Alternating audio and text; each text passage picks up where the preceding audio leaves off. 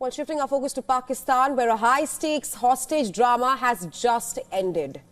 The Pakistani military has reportedly ended its operation to free hundreds of hostages on a train that was hijacked by the Baloch Liberation Army on Tuesday. Dozens have been killed in the onslaught, and just minutes ago, the Baloch Liberation Army had claimed that it had killed 50 passengers who were on the train. Now, it looks like the operation has just ended. Pakistani officials confirmed the end of a train hijacking on Wednesday, with all insurgents killed after a day-long standoff.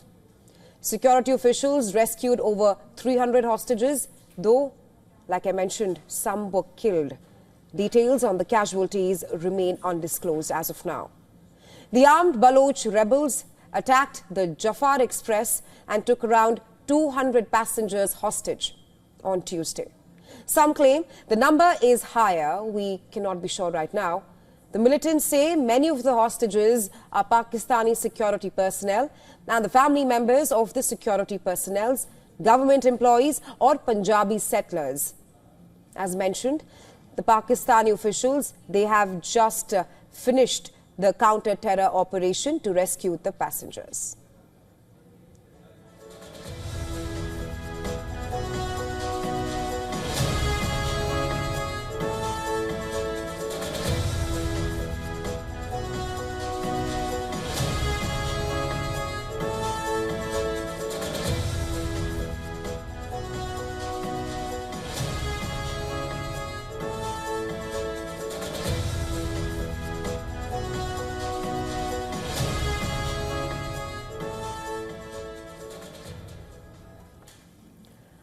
While the counter operation has ended, let's tell you, how did Pakistan get here?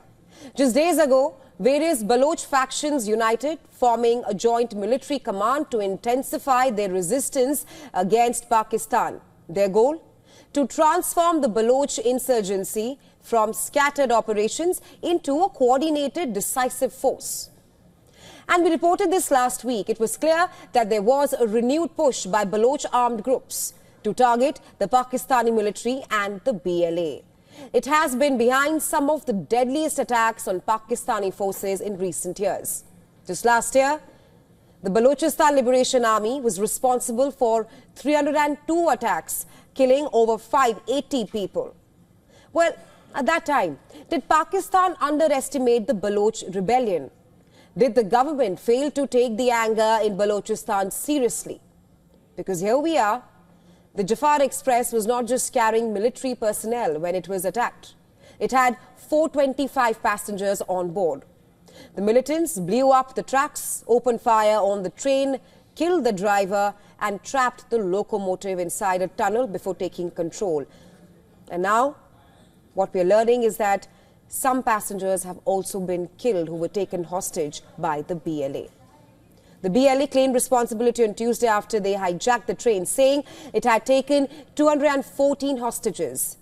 And then, another warning. They would execute the hostages if Baloch political prisoners, activists and missing people are not released within 48 hours.